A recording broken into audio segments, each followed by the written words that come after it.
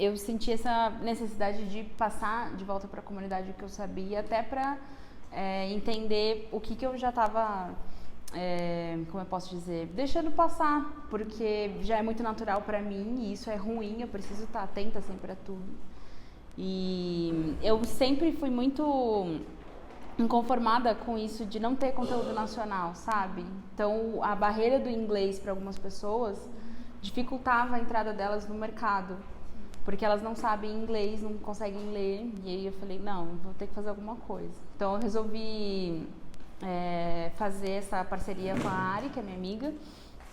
Ela falou assim, eu tava com uma ideia de podcast, ela falou pra mim. Eu falei, poxa, eu adoraria, porque tem a ver com áudio, por que não? Vamos fazer. E aí a gente começou a pensar em todo esse background do podcast, quais seriam os nossos nortes. Então, teria que ser um conteúdo que não é direcionado para uma área específica. Então, tanto designers, quanto pessoas que não trabalham com isso, quanto desenvolvedores, minha mãe, quem for, tem que ouvir e entender o que a gente está falando. E, ao mesmo tempo, a gente acaba criando registros nacionais, trazendo pessoas que entendem, trazendo alguma situação, algum case. Então, a motivação foi realmente tentar documentar o que está acontecendo agora. Pode até ser um pouco bolha, porque a gente está em São Paulo, talvez a gente ainda precise expandir um pouco para entender o país em si, mas ter conteúdo nacional, não achar que a gente precisa aprender inglês para poder saber fazer isso, sabe? O X com conteúdo não é necessariamente isso. Como é que foi levar para o Willa esse conteúdo? Então, é uma história engraçada, porque eu submeti e aí passei por todas as etapas, deu super certo.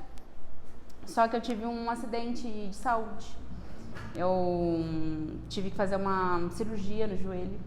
E aí o meu médico falou assim, olha, você até tá bem para poder ir, só que eu recomendo que você fique no país, porque se acontecer alguma coisa, já que não terminou a sua recuperação, vai ser muito difícil até você voltar para cá, a gente entender o que tá acontecendo. E aí eu tive que escolher entre o sonho, porque eu sempre quis palestrar no Willa, e a minha saúde. E aí eu falei, bom, saúde, né? Não tem muito o que fazer. Aí eu fiquei aqui, mas já estava com o material pronto, eles pedem para enviar 15 dias antes. E eu estava bem no que eu falei no início de entender como que os nossos vizinhos latinos estão percebendo o movimento de voz no Brasil. Esse era o meu objetivo. E aí veio o convite para o Willa Redux, que eles fazem uma versão reduzida no Brasil sobre o Willa e chamam essas pessoas que levaram. Aí eu falei, nossa, super queria ir, mas eu preciso ser transparente com vocês. Eu não cheguei a ir ao evento na Colômbia por causa disso. Tudo bem? Eles, claro, mais um motivo para que você apresente. Aí apresentei lá no Willa Redux, foi maravilhoso. As pessoas falam, nossa, nem sabia que existia esse profissional, não sabia que tinha pessoas pensando em conteúdo para esse tipo de interface. Eu achei que era só lá escrever e pôr. Eu falei, pois é. A era do desenvolvedor escrevendo para interface de voz acabou faz um tempo e as pessoas ainda não perceberam. Nada contra eles, mas não é o core, sabe? É aquilo do... Eu sei codar, mas não sei escrever. É a mesma coisa do designer de voz. Eu sei escrever para voz, mas eu não sei gravar. Tem que chamar o locutor. Então, cada um tem que ir na sua especialidade. Foi isso. A gente viveu essa experiência lá no laboratório da União para Voz, da Texto, né? Um dos projetos de chatbot, que logo no início, que é um laboratório ligado ao curso de engenharia de software. Então, nosso público principal são os alunos e alunas na engenharia de software, né? Mas o laboratório tem uma preocupação multidisciplinar. Eu, por exemplo, não sou da engenharia, atuo lá e tal, tem outras pessoas, né? Tem designers e tal. Mas não tinha esse perfil do design de conversação e tal. Não estou falando de texto, mas acho que tem uma paralelo muito interessante. Não existia esse perfil no início do projeto, e aí a dificuldade era enorme, né? Todo mundo vivia que a experiência não era legal para o usuário e tal, bem na fase muito alfa ali E aí quando a gente conseguiu, né, trazer esse profissional, explodiu a cabeça de todo mundo ali, né? Porque chegava com uma outra abordagem, às vezes tem aquela coisa de cada palavra importa, né? Que ela tem que falar para nós. Então, a palavra que você escolhe, quer dizer, não é uma coisa meramente transacional. A pessoa que está se relacionando com a interface, ela está vivendo uma experiência. eu tenho uma cabeça mais transacional, eu preciso passar uma informação, então vai passar daquela maneira ali mais eficiente, vamos dizer assim. Né? Exatamente. Só que a maneira mais eficiente nem sempre é a que vai dar para aquele usuário uma sensação final de que ele teve a melhor experiência. Exato. A maneira menos eficiente é que vai ser. Aí tem aquela coisa de modelar a personalidade, então todos os diálogos eles passam a seguir aquela personalidade que foi modelada. Você não fala coisas assim, de maneira diferente dependendo da informação. Não, é a mesma pessoa, né? A mesma entidade que está ali falando com você, seja qual for o assunto. Então, essa personalidade ela tem que se replicar nos vários assuntos. Então, para nós foi uma experiência muito legal e para vós, né, acho que faz todo um sentido paralelo, né? Sim, vai na mesma linha. Esses mesmos cuidados, né? E algum tipo de conhecimento, de saber, de experiência, de sensibilidade totalmente diferente que é a que o desenvolvedora costuma ter. Exato, vai na mesma linha. Eu lembro que eu dei esse exemplo numa etapa anterior, que eu participei de um projeto que foram 2 exemplos bem legais. O primeiro é que esse projeto a gente colocou no ar e muitas pessoas ainda tinham dúvidas e acabavam transbordando para o atendimento humano para poder finalizar. E a gente sabia que dava para completar na interface. Quando a gente escutou, a gente entendeu que eles estavam com dúvidas no que a interface estava falando, eles não estavam entendendo. E aí a gente chegou especificamente numa palavra que era decoder. As pessoas não sabiam o que era decoder. Falavam, olha, eu até entendi o que é para fazer, mas o que é decoder? Aí quando a gente trocou decoder para aparelho, olha, pega o seu aparelho, na repetição a gente falava, aquele aparelhinho quadradinho pretinho. Eu pensava, nossa, aí sim, aí a métrica aumentou demais e fluiu bem, a gente não chegou mais no atendimento humano. Uma palavra, a gente não teve que mudar mais nada, nem envolver o desenvolvedor. E um outro exemplo também que eu citei que é bem legal, que é pagamento. A gente instaurou o pagamento por cartão de crédito nessa interface, nessa URA. E a gente achou que ia ser aquele boom, porque o cartão de crédito é uma coisa que todo mundo tem, pelo menos naquele nicho que a gente estava atuando. E estava bem simples, a gente conseguiu fazer vários testes, a gente estava muito confiante. Colocamos, as pessoas chegaram até o fim da tarefa, o que é um bom sinal, só que mesmo assim estavam transbordando. Eu falei, vamos entender o que estava acontecendo, porque até as palavras estavam muito conversacionais. E aí a gente escutou as ligações e as pessoas estavam falando assim, olha, eu sei que deu tudo certo, eu só fiquei com uma dúvida. Ele me falou quanto que dava o total no início da fatura, só que quando eu paguei, não lembrei mais. Então, quanto que eu paguei? É só isso que eu queria saber, porque aí eu relaciono com o meu extrato da conta. Falei, gente, é só repetir o que a pessoa pagou. Aí a gente foi e colocou, finalizamos. Deu aqui R$50,22, vai aparecer lá no seu cartão. Muito obrigada e tchau. Acabou, ninguém mais transbordou. Então, é comportamento, entendeu? Não é... É comportamento e como as pessoas falam. É isso que a gente precisa atuar. Falar em comportamento, Daniel, como é que é essa parte do choque cultural lá em Londres? Você chegou e teve que lidar com um outro universo de linguagem, de comportamento humano e pegar a voz nesse contexto de contraste cultural. Como foi para vocês? Daniel, só fica próximo para pegar a sua voz. Aqui é o microfone aqui. É engraçado porque, na verdade, eu adotei, ou eu quis fazer esse projeto de voz porque quando você vai para o exterior, você tem um entendimento de que seu inglês não é suficiente, né? Que eu estudava inglês faz muito tempo, eu sou autodidata e eu passei um certo perrengue no início, porque não era só entender a língua, era entender o dialeto, a linguagem do dia a dia, a gíria e tal. E foi para mim uma maneira de me forçar a entender isso melhor. Porque em voz, não tem como você não estar exposto a isso, entendeu? Quando você começa a criar para a voz, quando você começa a pensar você se força a escutar e a entender até os trejeitos, até o diferente. Palavras que... Tem uma coisa muito interessante sobre o inglês britânico, que eu aprendi depois de um certo tempo, é que eles são muito prolixos. Ao contrário dos americanos, que são muito diretos, eles usam 23 palavras diferentes que não têm significado, que são só fillers, são só tipo... As I would like to say to you. Tudo isso você... Resumiria. resumiria ou não é necessário no contexto do que você, qual que é a intenção, qual que é a mensagem que está lá. Então, quando eu fui trabalhar com isso, foi um desafio pessoal também de entender melhor essas estruturas de linguagem que antes eu tentava entender literalmente. Né? Antes eu tentava entender como uma pessoa que está tentando entender inglês. Então você quer escutar 100% do que as pessoas falam. E quando eu fui trabalhar com voz, eu fui tentar entender estudando linguística, que é diferente. O que eles queriam dizer?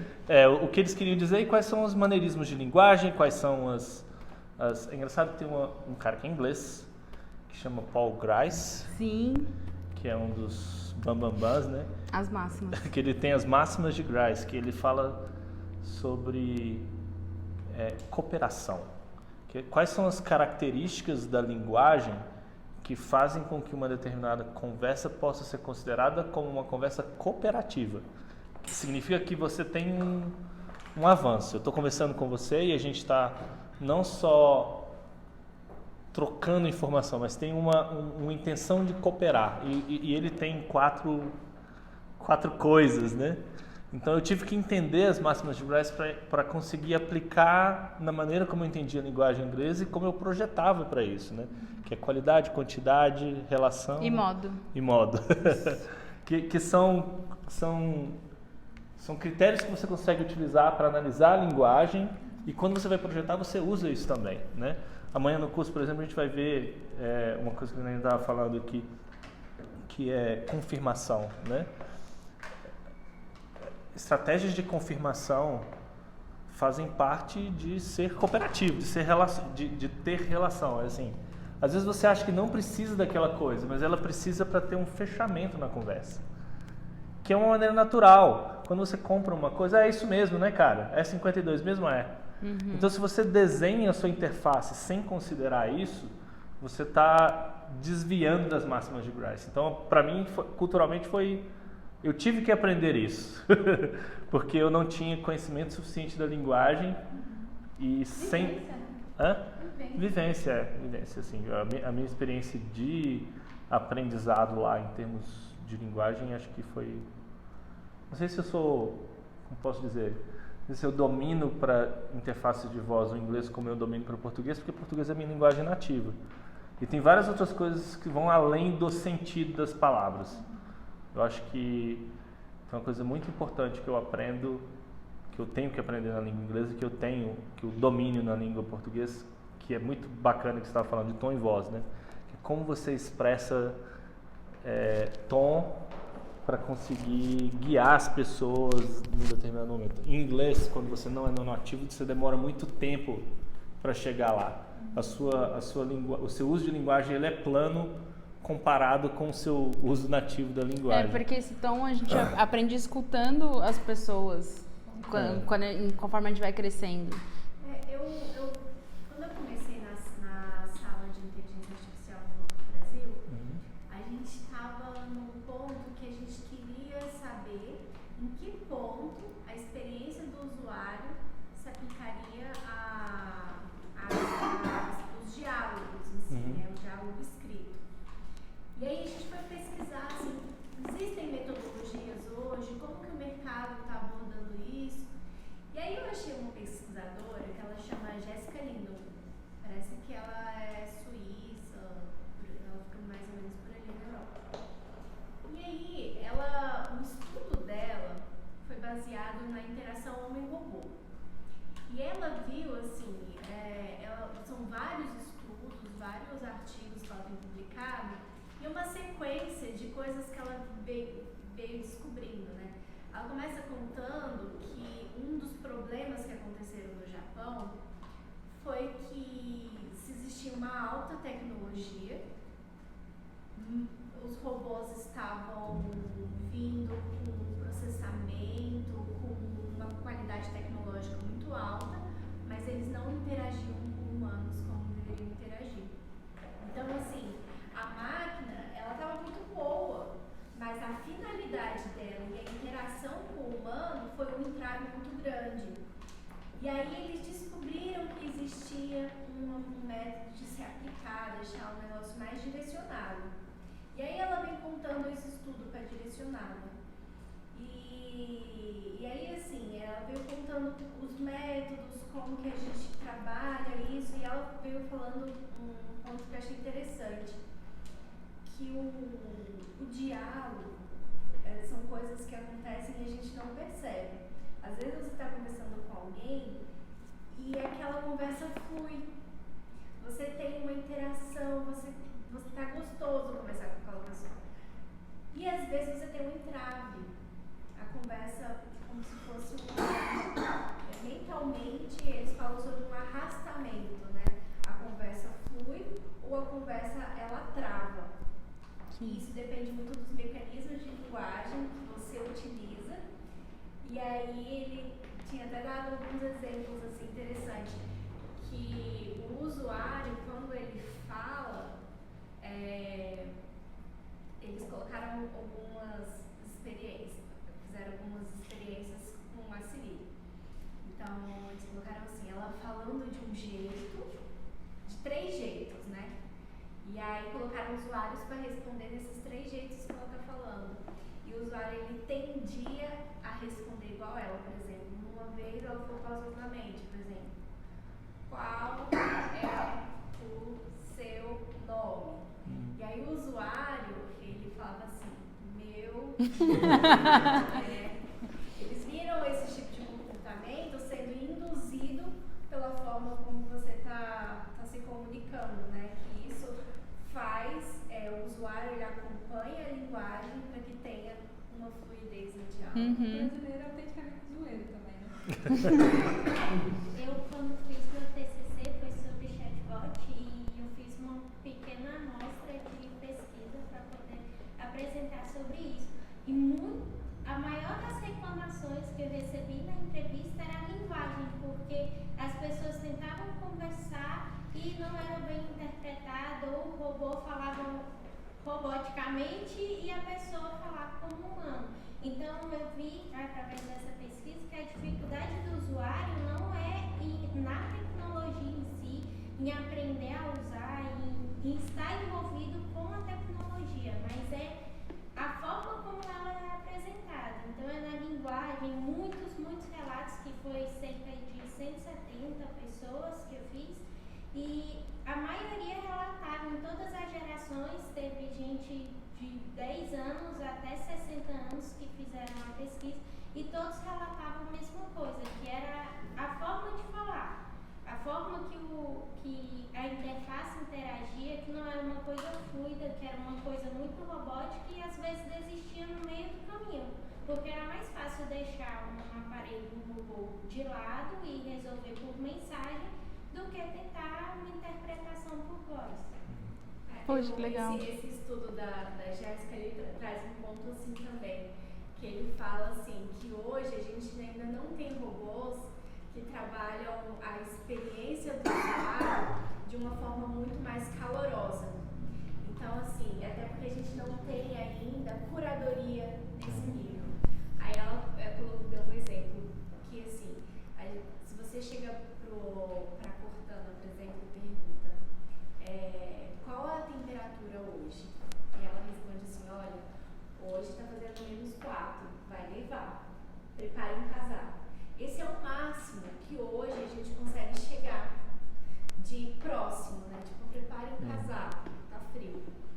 O muito relacional que eles falam é assim, hoje tá -4, vai nevar. Pegue o seu casaco, faça um boneco de neve e lembre de me mandar uma foto.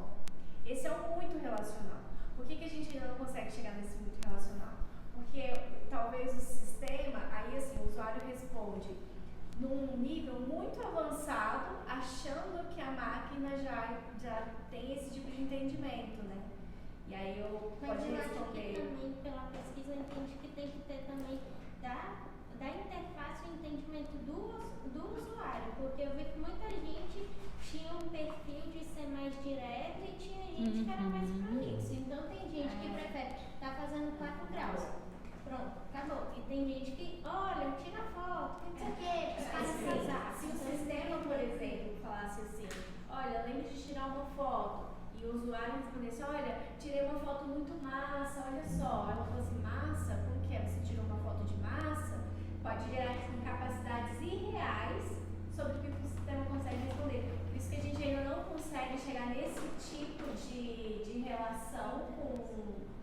com uma máquina, porque a gente pode gerar no usuário uma linguagem muito mais avançada que a gente não tem capacidade de reproduzir e continuar aquele diálogo. Fazer um mapa astral, eles são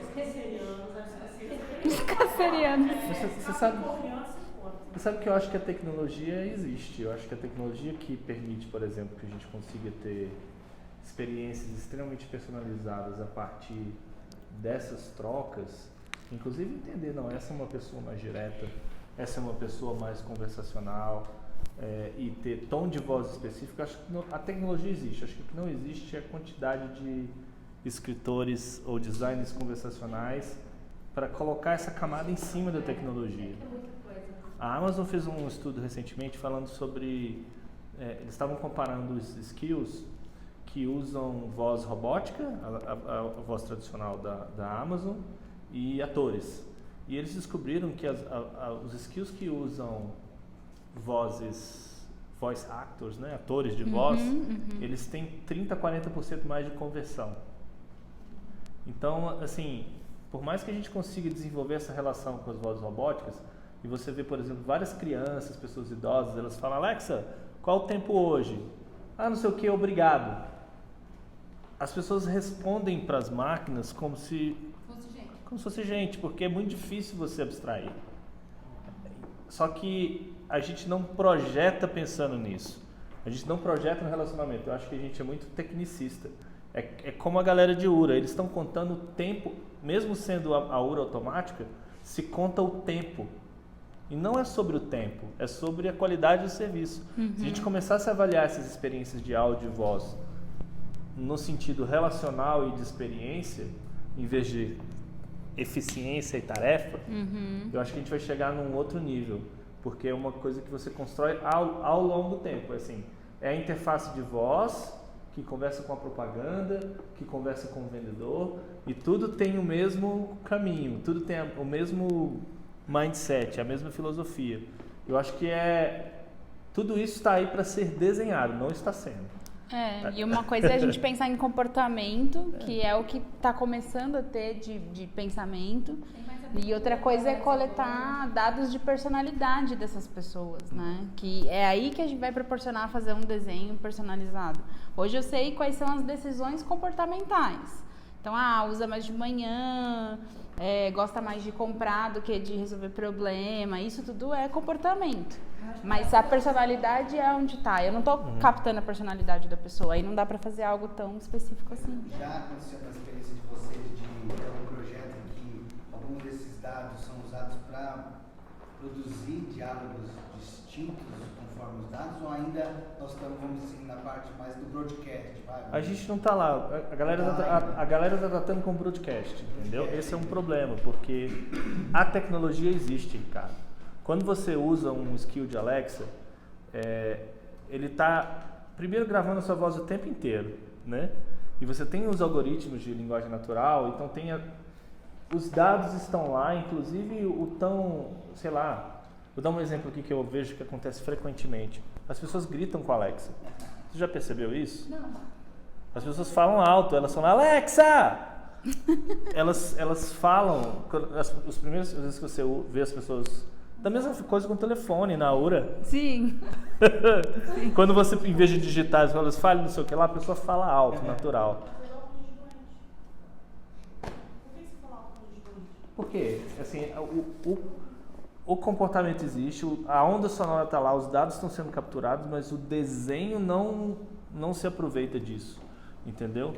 Seria muito interessante, por exemplo, que esses dispositivos, inclusive até no telefone, pode fazer no telefone, se você vê que a pessoa está falando alto porque tem um ruído ao redor, por que você não ajusta o volume do negócio?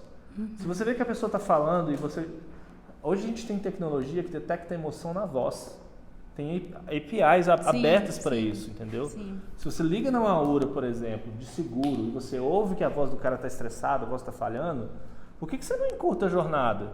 Por que você não vai mais direto? Então, o problema é a mesma da lei de produção de legislação. Assim, não tem designers suficientes pensando nisso. Eu adoro isso. A gente está num universo muito básico, que é muito inicial, entendeu? Tem uma coisa que assim que eu para mim o melhor documento de design de voz que eu já assisti é o filme Her, o filme Ela lá. Não existe nada como aquilo na vida real ainda. Mas assim, como documento de design, como desenho de experiência, aquilo é brilhante. O Spike Lee Assim, não sabe o que ele fez, ele não entende. Assim, eu me interessei por voz por causa daquele filme, porque todo mundo olhava e falava assim, isso é impossível, isso nunca vai acontecer. Vai. Cara, não sei, esse ano que vem, eles estão lançando, a sua Alexa pode ter a voz do Samuel L. Jackson. Tá rolando. Não tem fim. Tem um serviço, tem uma das coisas que está acontecendo, inclusive para pessoas que perdem voz.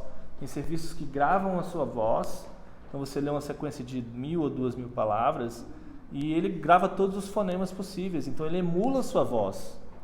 Então a gente está chegando num momento em que os recursos que a gente tem para criar personalidade, tom e voz estão lá.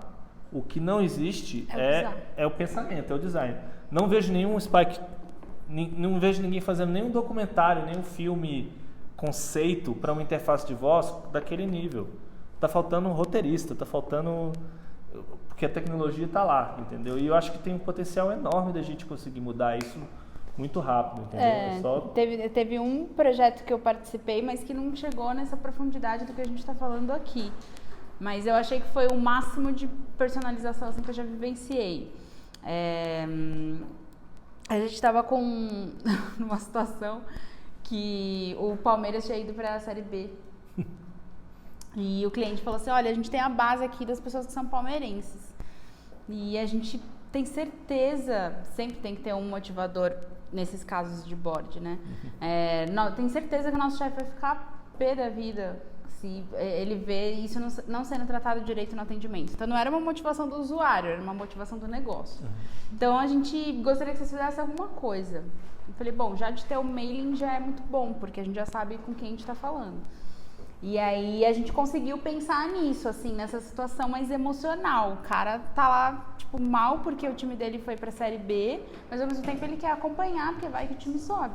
Então a gente fez um design pensando nisso. Quando a pessoa entrava numa situação de compras, até para que ela não fique chateada, a gente já abordava. Poxa, vi aqui que você é palmeirense, essa situação tá meio ruim, né? Mas assim, você quer trocar de pacote? A gente tem pensado especificamente nessa galera palmeirense. E aí, porque o cara cancela o pacote do futebol, ele ia cancelar, né? também Claro. tinha uma questão também de dinheiro. Então assim, a gente pensou especialmente nessa situação, você não quer aproveitar. E aí a gente fez. Aí a gente conseguiu ter esse apelo mais emocional no projeto. Deu super certo, as pessoas acompanharam. Não me lembro se o Palmeiras subiu ou não subiu. Mas deu super certo, assim. Então a gente conseguiu trazer algo personalizado mesmo, não foi só comportamental. Isso foi bem bacana. Quem faz umas gracinhas no sentido de personalização de conteúdo, algumas coisas legais, mas não é personalizado, é personalização massiva. É o próprio time da Amazon mesmo, né? Para o lançamento da Alexa no Brasil, eles criaram um comandinho na Alexa, que se você pergunta para a Alexa o que aconteceu em 1981, ele responde com uma coisa relacionada ao Flamengo. Foi logo na época que, eu não sei o que é exatamente, mas a Alexa canta como se fosse um pedaço do hino do Flamengo, porque ganhou alguma coisa em 81. Jura?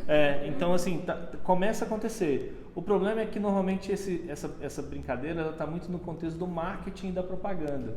E não do como que a gente faz para a interação transacional tenha essa camada de personalização, ou de entretenimento, ou de delight, né? Que é de design, de fazer com que aquela interação que podia ser mundana seja relevante e falar assim, poxa, que negócio legal, gostei, vou mandar o meu amigo ligar lá. Então, voltando lá, você vai gostar.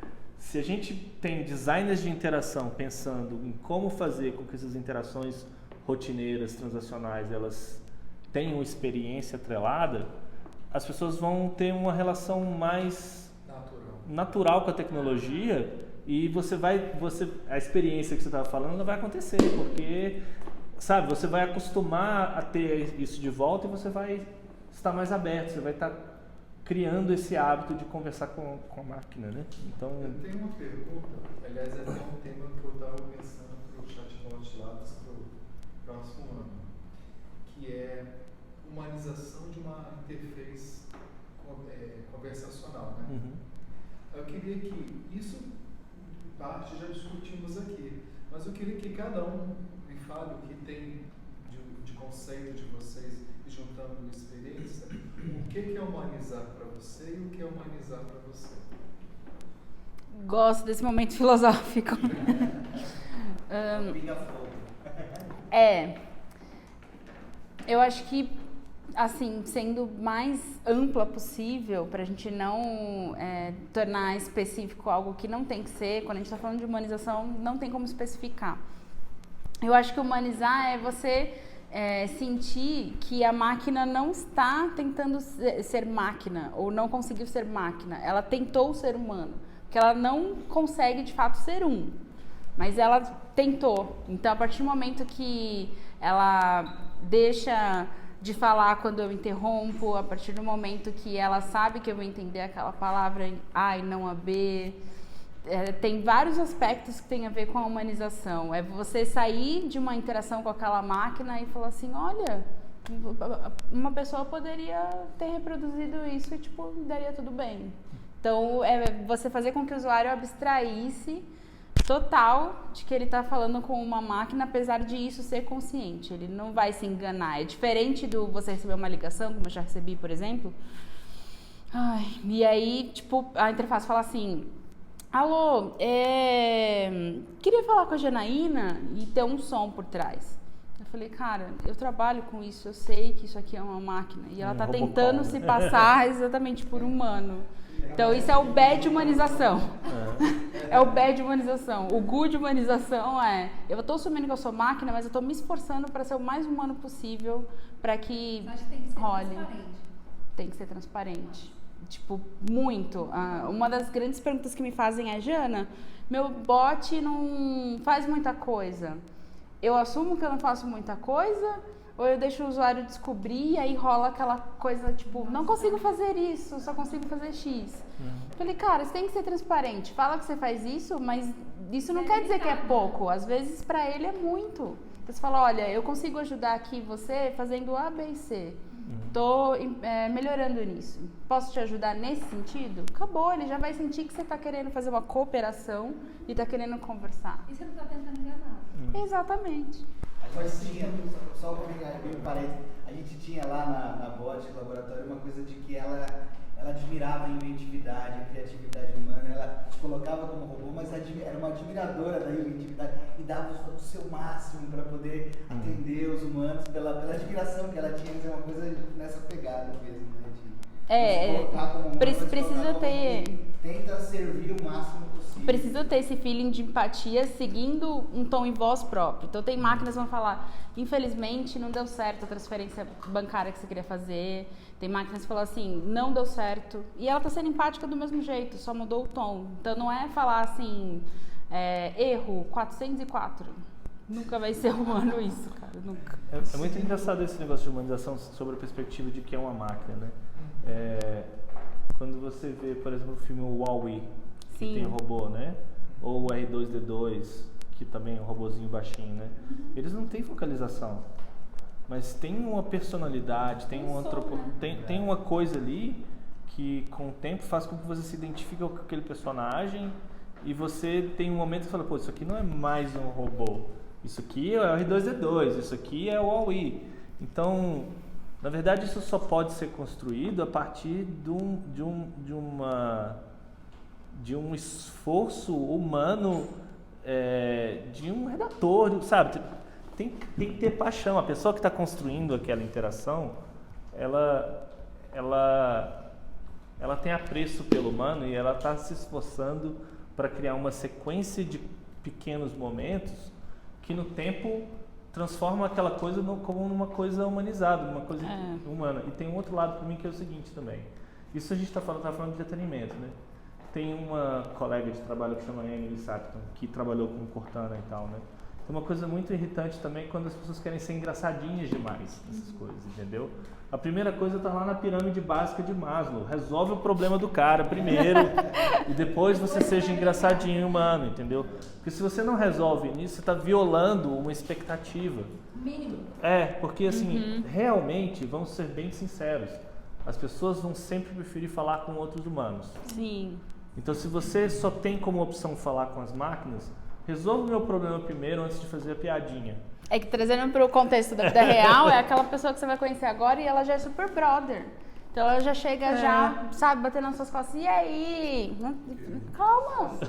Querida, calma. Seguindo nessa linha, faz sentido uma interface conversacional mais para voz, vai ser minha pergunta. Ela tem um transbordo de persona? Vou explicar. Eu sou um banco. Aí ele ligou para mim, olha, não estou conseguindo pagar meu sorvete. Aí eu vou falar para um adulto, olha, você estourou o seu crédito. Aí um jovem vai comprar o mesmo sorvete e não passou o cartão. Olha você gastou muito esse final de semana. Acabou? Algo nesse sentido. Faz sentido a visão da humanizar ter transbordo de persona ou é muito firula? Se tiver no DNA da marca, principalmente, faz sentido. Eu vejo isso, por exemplo, não é uma interface de voz, mas é muito marcante o tom deles, que é da Enjoei. Você entra no site deles, é bem assim, eles despojado, tipo, para eles, você colocar alguma coisa à venda, se livrar daquilo, não é necessariamente só ganhar dinheiro. Então, a partir do momento que aquilo está impregnado no DNA e o público aceita, tudo bem. Eu acho que depende do contexto e da empresa. Eu lembro que uma vez eu estava ajudando, na verdade aprendendo com um designer a fazer uma tratativa, e foi interessante. Eu acho que eu citei isso também no outro meetup. A gente estava numa sinuca de bico, porque tinham produtos novos para colocar no atendimento humano que eram de cunho sexual. Eram canais. E aí a gente sabe que o brasileiro não conhece esses canais. Ele gosta do conteúdo que tem lá dentro. Os canais em si, eles eram temáticos. Então a gente tem canal que é só hétero, a gente tem canal que, enfim, só homo. Como que a gente ia fazer para vender isso por voz? E aí ele deu a ideia e falou assim, cara, vamos fazer por metáfora. Que tal se a gente falasse que um era mais picante que o outro? Eles iam saber que um ia ter mais safadeza do que o outro. Eu falei, tá, mas algumas pessoas vão saber o que é. Elas falaram, não, a gente coloca lá em cima no design. Se você já sabe o que você quer, é lindo, a gente fala o nome dos canais. Se você não sabe, a gente te ajuda. Deu hiper certo. A pessoa que sabia, beleza, qual canal você quer? E a que não sabia, a gente fazia pela metáfora. Então, você quer um negócio mais picante, menos picante? Menos picante? Então ó, tem esse canal, que é o nome tal, que tem esse conteúdo. Ela fala, puxa, que legal. Então, a marca proporcionava, a gente até brincava um pouco com a persona, porque quando ela dizia que sabia, a persona falava assim, gosto de gente decidida, muito bem. Porque a marca dava isso pra gente e o público a gente sabia que ia aceitar. Então, Spotify também. Tem que ter DNA, Spotify também tem muito disso, tem razão. Eu perguntei isso porque eu estava numa aula aqui nesse espaço sobre o X-Writer com Bruno Rodrigues, isso. Aí um dos alunos comentou, puxa, olha, eu vi num biscoito, eu acho que ele falou do Fortaleza, aí perto ali dos componentes, né? Biscoitinho, estava desse jeito. Biscoitinho de alguma coisa assim, bem no diminutivo, mas tentando humanizar, tentando abraçar. E um achou horroroso. Nossa, isso aqui não tem nada a ver. Vou até parar de consumir. Foi radical. Eu fiquei neutro. Chama biscoitinho. De repente, naquele público, porque é um biscoito que eu acho realmente da região de lá, até onde isso é humanizar a firula? Mas, Roger, acho que tem uma questão que, assim, que às vezes não é nem dentro do escopo de interface convencional e voz, acho que é maior, que é assim, que é marca, é posicionamento de marca. Então, eu vou dar um exemplo aqui do Brasil que talvez vai fazer sentido, né?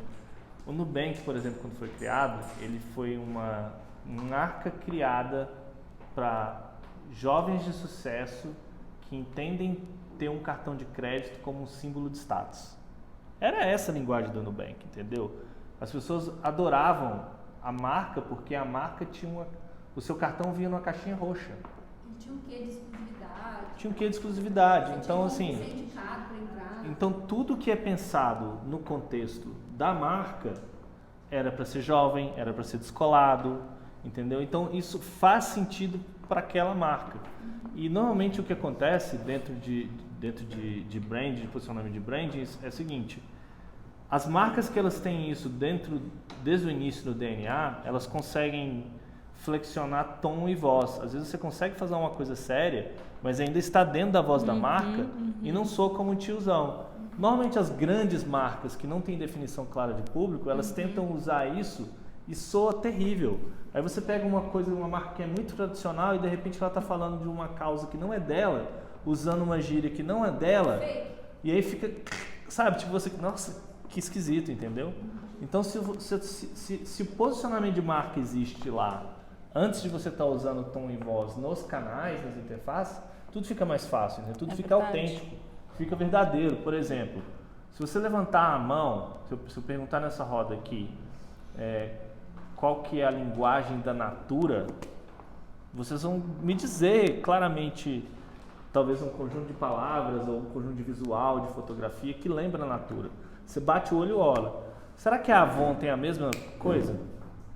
Não tem. Então, assim, antes de pensar na conversa que você está gerando, posicionamento da marca e como a marca... Engraçado, né? Porque a gente fala de persona em UX, que é representando a audiência. Mas tem persona de marca também, né? Tem exercício para fazer isso, né? Uma grande representante é a Lu do Magazine Luiza, aqui no Brasil. Tipo, ela já é bem consolidada para as pessoas, num nível, a Magalu, que quando acontece algum problema, ela consegue se virar muito bem dentro daquele problema. Lembro que uma vez deu um problema lá no site que venderam, não sei se por R$10, um monte de produto lá, deu um problema de código lá que fez vender as coisas assim que valiam muito dinheiro de mixaria. E aí o comum que a gente espera é aquele roteiro lá de, né, nota de esclarecimento, prezados, aquela coisa ridícula. Ela super brincou com isso, ela falou assim, vocês aproveitaram enquanto eu tava descansando, né? Tipo, ela super se virou muito bem e a galera adorou. Então, por quê? Porque ela já tá com esse posicionamento de tom, que o Daniel falou, é importante pensar nisso. Extrapola mesmo as interfaces, tem razão. É muito mais fácil a gente escrever um chatbot para uma coisa que tem essa definição que vem antes de você. Se eu pedir você, por exemplo, para escrever um chatbot para... Vou pensar numa coisa que é bem forte aqui. Ponto Frio, o Pinguim. Os caras passaram quase 10 anos construindo a personalidade do Pinguim no Twitter. Que era engraçadinho, que era jovem. Eu não sei se isso existe ainda. Existe, ela é bem dessa sólida. forma, entendeu? Vai escrever um chatbot para Ricardo Eletro. Não tem, sacou? Porque a Ricardo Eletro tem o personagem Ricardo, que é o cara que... Inclusive eles usam o Ricardo, mas não existe um conjunto de coisas que soam como a Ricardo Eletro. Soam como o Ricardo Nunes, que é o dono, entendeu? Já a Ponto Frio não, a Ponto Frio tem um conjunto de mensagens, de comportamento. Inclusive as pessoas do call center do Ponto Frio, elas tentam se aproximar daquilo, entendeu? Então tem uma linguagem que não é só escrita, mas visual, que representa uma coisa. Beleza, isso aqui. Mesma coisa, Apple com Samsung. A Apple é a Apple, todo mundo sabe como a Apple fala, entendeu? A Apple tem... como você caracterizar? Tem simplicidade, tem não sei o que, tudo tá ali. Claro, a Samsung, cada ano a Samsung é diferente. Então isso é uma coisa que vem antes às vezes do trabalho de interface conversacional. Totalmente. E é muito bom quando a gente tem isso. Eu já tive o prazer de chegar num cliente e tem um brand book desse tamanho aqui, ó, que qualquer coisa que você vai criar para aquela marca, seja no telefone, seja na internet, está definido, porque tem pensamento, tem evolução, a galera pensando aquilo de uma maneira, como também já comecei, que você começa do zero. Então, é É trabalhoso, mas eu acho que o resultado é muito bom, né? Assim, o resultado torna a interação mais fluida, remove a fricção, porque você sabe o que esperar transacionalmente, mas também em termos de personalidade, de voz, e acho que fica mais fácil. Totalmente. Você trouxe material para mostrar pra gente, né? Eu acho que seria bacana. De quê? Os devices, ou como aplicadores. Não, eu queria só, porque assim, tem gente que nunca usou a Alexa, né? Mas eu tentei conectar na internet e eu tô apanhando, porque... Aqui tem que trocar o Wi-Fi. Só que para trocar o Wi-Fi, esse é um problema. Você só consegue configurar o Wi-Fi dos Alexas usando um aplicativo. E o aplicativo não consegue lidar com devices de países diferentes. Caramba. Eu comprei um device só por causa disso, porque o meu inglês não funcionou. Mas eu queria mostrar para vocês alguns exemplos. Por exemplo, quando você pergunta para a Alexa o negócio do Flamengo, o que aconteceu em fevereiro de 81, tem um outro exemplo que é quando você pergunta sobre o jogo de futebol, né? A maneira como a Alexa responde. Tem uma coisa que é bem legal também, que tem sobre personalidade, são speech cons, né? Existem ícones de voz. Será que aqui não dá não, Alexa? Deve dar. Essa brasileira? Eu acho que é. Boa pergunta. Aperta, só apertar.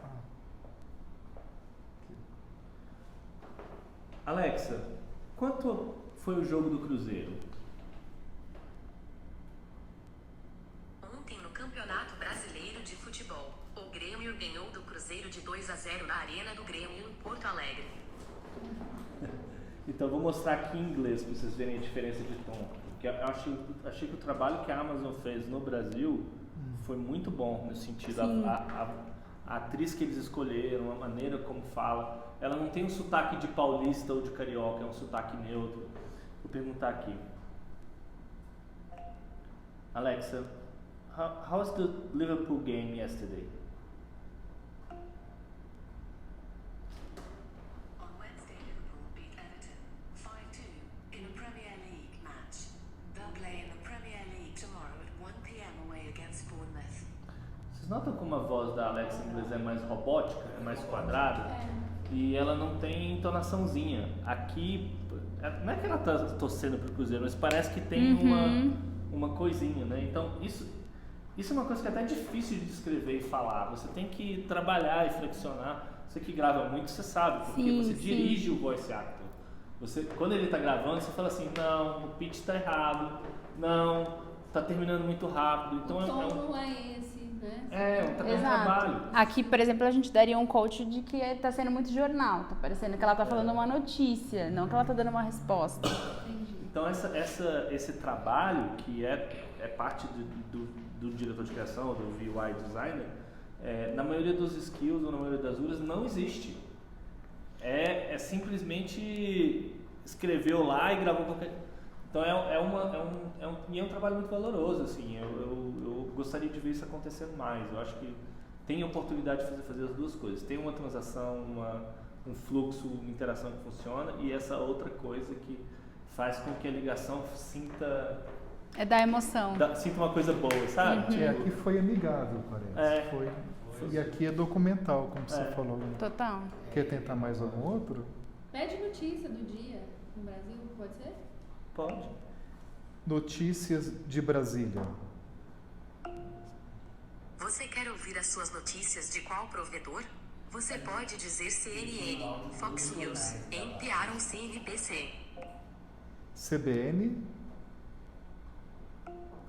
Para escutar as notícias do seu provedor favorito, acesse o aplicativo Alexa e ative, pelo menos, uma skill. Você precisa liberar para poder usar. Isso. E ela joga o áudio que foi gravado pela repórter ou pelo repórter lá. Então acaba saindo ela que conta. Sai daqui, faz um transbordo. Eu vou mostrar um skill aqui que tem um trabalho muito bom de tom e voz, de história e de áudio aqui. Vamos ver se vai funcionar. Alexa, open Kids Court.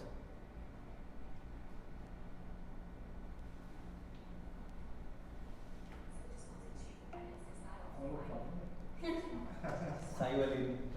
Okay, here's Kids Court. Welcome to Kids Court. If your siblings, friends, or parents have been naughty to you, we're going to have a trial and get revenge. Just kidding. We'll get justice. hands of the law.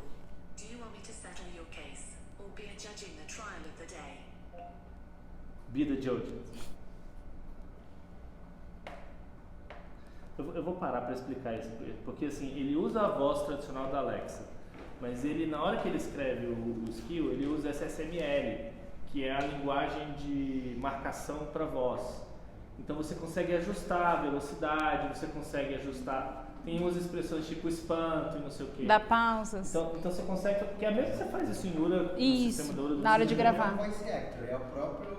voz mas da Alexa, mesmo só assim modificada. tem um pensamento, entendeu? E esse skill aqui ele é brilhante, que ele chama a corte das crianças. Então, você aciona um skill, uma criança fala a questão e a outra fala outro ponto de vista e ela decide para você.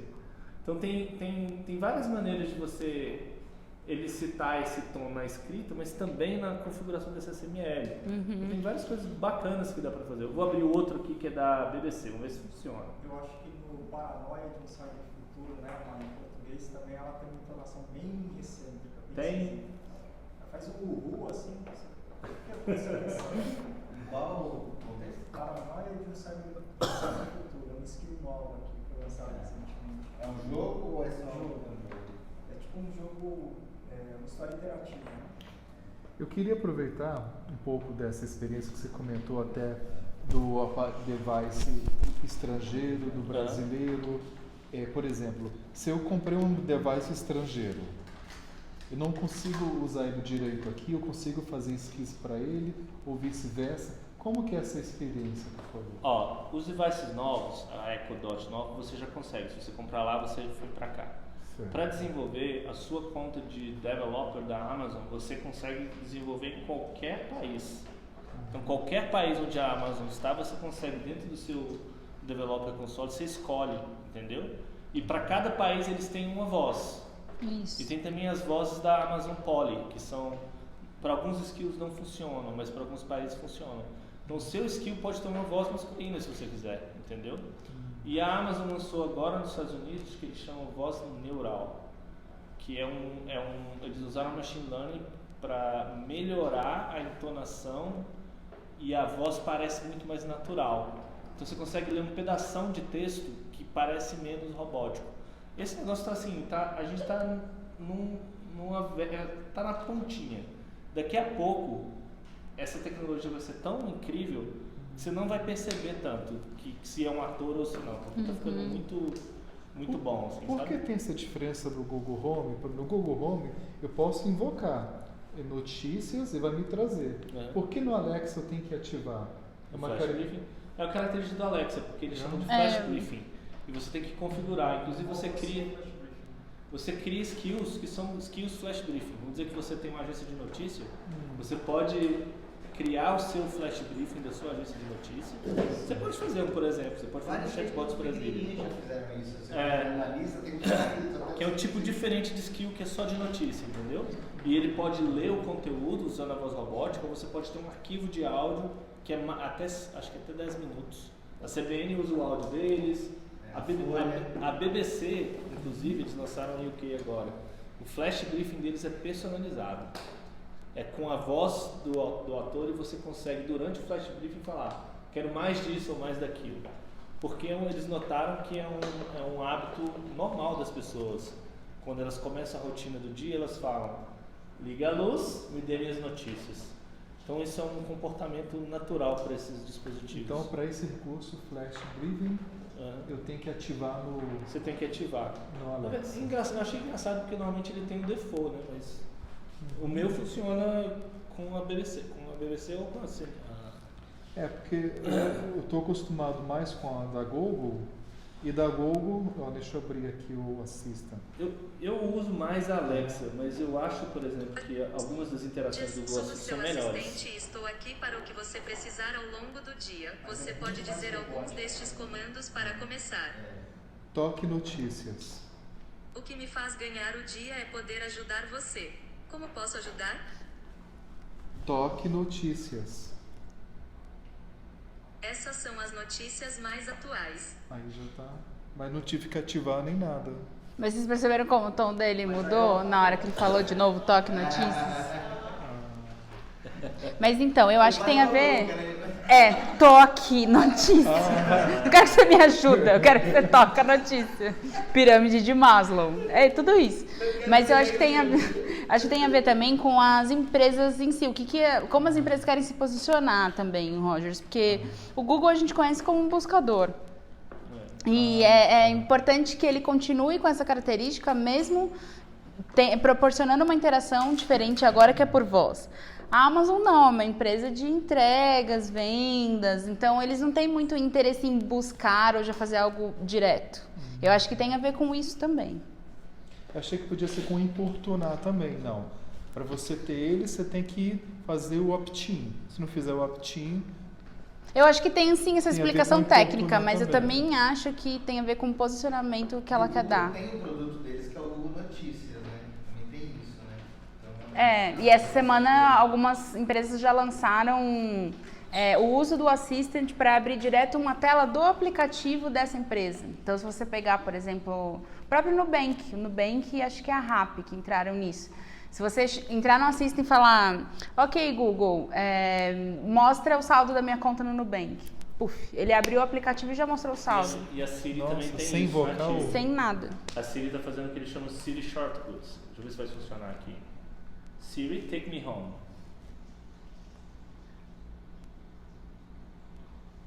Não funciona porque eu mudei ela para o português. Quando eu falo Siri Take Me Home, ela abre o City Mapper, que é como se fosse o Google Maps que eu uso lá em Londres, já abre na tela e já me fala quanto tempo para chegar em casa. Então é o atalho da Siri que já está funcionando lá no exterior, que é uma oportunidade incrível para quem desenvolve apps aqui, porque, sei lá, Banco do Brasil, quanto tem de restante no meu salário, ver se pagou o boleto. Acho que tem uma possibilidade incrível de desenhar essas pequenas interações curtas para voz. Não precisa ser um skill, pode ser um atalho. Sim, com certeza, com certeza. Para usabilidade, para acessibilidade também é muito incrível se você for pensar numa pessoa cega ou que tem algum tipo de dificuldade que a voz possa colaborar em serviços diversos. Acho que o Brasil não usa tanto essa oportunidade porque não é priorizado, né? É uma pena, Paula, porque assim, eu acho que as tecnologias assistivas, como tecnologias assistivas, sabe? Tipo, vou criar um leitor de tela, elas não têm design suficiente e essa nova geração aqui, porque não está sendo desenhada como tecnologia assistiva, parece que a qualidade é melhor. A qualidade do áudio, como funciona, sabe? Acho que é uma mudança que está acontecendo. E é legal, mas assim, ao mesmo tempo acho que faltou Você já usou um leitor de tela no browser? Já. É horrível, a voz é super robótica. É muito estranho e você parece que, sei lá, não passa nem credibilidade, sabe? É um tipo de leitura que você fala, será que vai estar de acordo, né? Pra fazer um teste, por exemplo, de usabilidade, eu não gosto de usar ferramentas de voz que passem essa má impressão. Então eu fico buscando ferramentas para fazer testes. É uma das coisas que a hora que você falou que vai ser uma prioridade amanhã, eu achei massa. E isso porque a gente, na minha visão, falando agora dos leitores de tela por voz, a gente ainda está na camada do conteúdo, nem é como o leitor está passando aquele som por voz. Porque aparece lá, clique aqui. Clique aqui aonde? Eu não estou enxergando. Então, tipo, a gente ainda está na camada de acessibilidade pura antes de discutir como que o áudio da interface da leitura tem que ser melhor. Tinha uma pergunta ali? Ele ia falar. Era só para uma extensão da sua pergunta, porque ele respondeu em relação ao dispositivo importado, mas tem alguns que nem foram lançados no Brasil, tipo o Bud, o Studio, esses não tem. eu posso... Inclusive nos Estados Unidos... Mas esses eu posso importar e utilizar no Brasil, ou só esses que tem uma versão homologada aqui? Eu não sei ainda. Antigamente não tinha essa frescura. Agora parece que a Anatel tem que certificar esses dispositivos e eles só liberam o software depois da certificação da Anatel.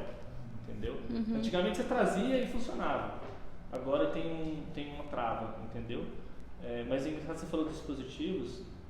Tem inclusive dispositivos que não tem UK. Eles só lançam nos Estados Unidos para ver se pega. Eles lançaram um anel da Apple agora, você viu? Um óculos também. Um óculos também. Então, assim, tá tipo... A Amazon, ela experimenta as coisas. Então eles fazem coisas assim... Mas pelo que eu entendi, o óculos e o anel foram dois dispositivos que eles lançaram para vencer o preconceito do usuário interagir com interface conversacional na rua, né? É. Um pouquinho diferente. Mas eu acho que o que vai pegar vai ser o Bud, que todo mundo já tem algo nesse sentido. Eu acho que assim, tem para ser bem honesto com você, eu acho que o futuro não depende de um dispositivo. Eu acho que o futuro vai ser no ambiente. O ambiente vai estar preparado para isso. Os sensores vão ser bons o suficiente para reconhecer a sua voz e talvez você vai ter o feedback no fone, mas assim, é só para você escutar, não é para você falar, entendeu? É só para te criar aquele espaço de privacidade mesmo, entendeu? Que é o filme Her, que o cara tem essa parada aqui e o fone é o sensor. É maravilhoso. E ele passa. A gente está chegando quase lá, porque na verdade o processamento não é nem mais um dispositivo, é na cloud. Eles inclusive estão criando processadores agora que eles são específicos para isso. O processador ele é otimizado para trabalhar na nuvem. Ele só captura o negócio e todo o processamento é externo. E está funcionando. E pensar no Her, quem não assistiu, tipo, assiste amanhã de manhã. Amanhã de manhã não, que tem o curso. Domingo, porque a grande crise que esse filme proporciona é justamente a personalização.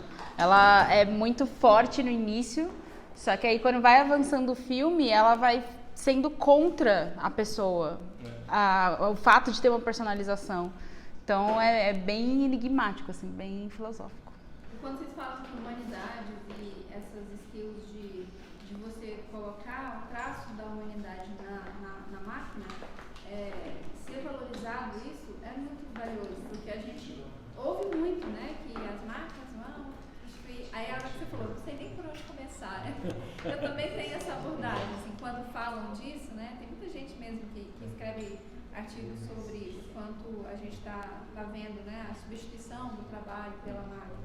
E eu vejo como é que está lá atrás disso, né?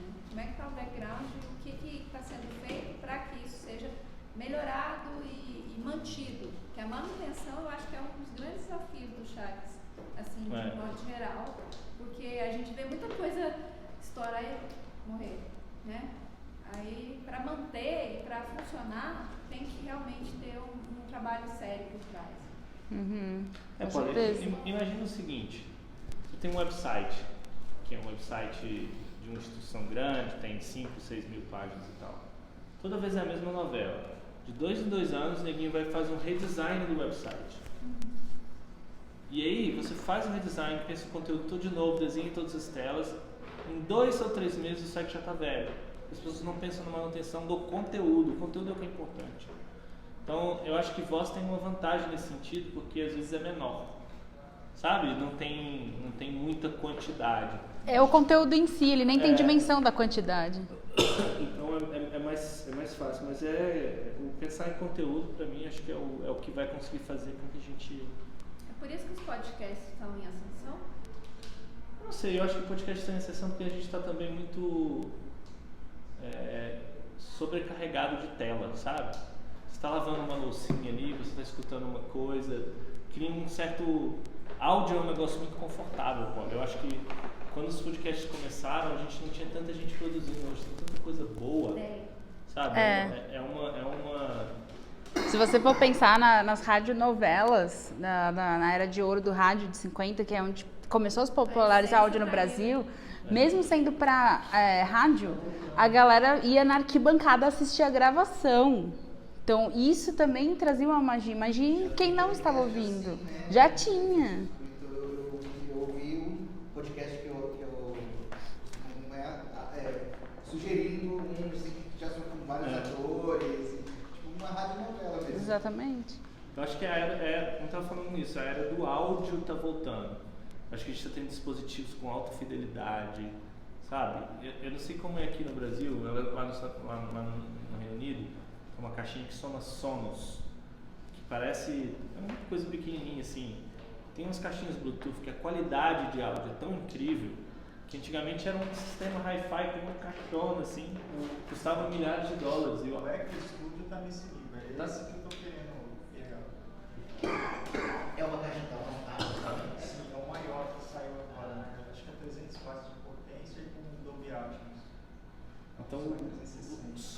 tornando acessível, de alta qualidade. E as pessoas estão redescobrindo isso. E o podcast, por exemplo, a tecnologia que você tinha para gravar trilha sonora, vários canais de áudio, efeito especial, você compara 2 anos atrás hoje, eu gravo podcast no telefone e eu tenho tantos recursos como a gente tem em estúdio. Né? Tem interlude, você consegue... Porque tá aí agora, então é um novo momento para a produção de áudio. E acho que puxando um pouco também a sardinha, o áudio, a interface de áudio, ela é muito mais interativa do que a tela. E hoje a gente tem essa necessidade de interagir. É o textão do Facebook, é fazer reclamação em live, tudo eu preciso interferir, eu preciso colocar meu dedo, eu preciso me expressar, eu preciso falar. E o áudio proporciona isso, que você interaja. Quando você tem uma imagem, já está ali pronto. O áudio não, ele vai te levar a uma vivência, uma imaginação e vai querer fazer com que você se expresse automaticamente. Então é muito... Acho que isso tem a ver também com o podcast, é emoção. Escutando e fazendo toda a interação áudio, ela tem essa carga emocional que às vezes no texto não tem. E as pessoas estão aprendendo a usar isso. Eu vejo também outro benefício. Às vezes você interagir com interface de áudio, o seu foco é maior. Você vai lá, pergunta, responde. Às vezes você vai no celular para ver uma coisa e tem notificação do WhatsApp, você entra no WhatsApp, você entra no Facebook. Quando você vê, você... O que eu fiz? Esqueceu do que acontece direto. Verdade. Então, o controle da quantidade de informação é diferente e é mais controlado de fato em si no áudio, tem razão. Muito bom. Vou fazer uma pergunta. Já foi? Dá pra comentar, mas vocês estão falando sobre acessibilidade de quem tem alguma deficiência e tal. Um dos colegas de trabalho que eu tive é gerente de configuração e deficiência visual, então ele usava o leitor de telas. E mesmo com toda a usabilidade, todas as aspas que o pessoal tenta colocar nisso, ainda é horrível. Pelo que ele mesmo falava, quando a gente viu como fosse mais customizável, ele usava, assim, a gente que conseguia, que não tem esse, como posso falar, essa maneira única de interpretar por causa, enfim, dessas deficiências, ele colocava uma velocidade bem superior à qual a gente está acostumado a ouvir, então pra gente era quase inteligível. Porque assim, aquela era a maneira dele de absorver o conteúdo e de como ele usava aquilo para trabalhar. Então, mesmo às vezes com um leitor de tela padrão e tal, ele se falava, se sentia extremamente incomodado.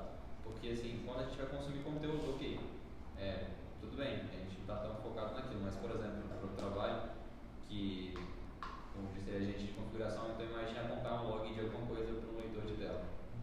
Era caótico. Tem um negócio muito interessante sobre isso, né, que é... Estava falando sobre a comparação de como a gente desenha tecnologias assistivas e como a gente desenha tecnologias que a gente chama voice first, né, que é primeiro para a voz.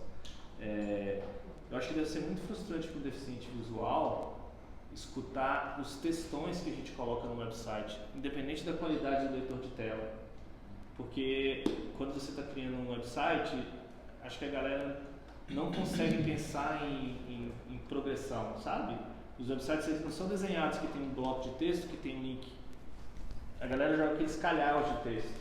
Então a acessibilidade, até para a pessoa que enxerga, ela não está ali. Para quem não enxerga, é pior ainda. Já a voz, porque é uma coisa que é limitada, o tempo é curto, a carga cognitiva tem que ser curto e tem que ter uma navegação que é simples. Então a coisa já vem nativamente pensada para isso, entendeu? Exato. Porque tem uma limitação da tecnologia que força você pensar o conteúdo de forma acessível. Não é a interface acessível, é o conteúdo acessível. A acessibilidade na web é basicamente um tab index infinito. É difícil, entendeu? É muito difícil porque é a discussão de design de conteúdo acessível, né? Que eu acho que não existe hoje em websites. É uma coisa que a gente precisa pensar melhor.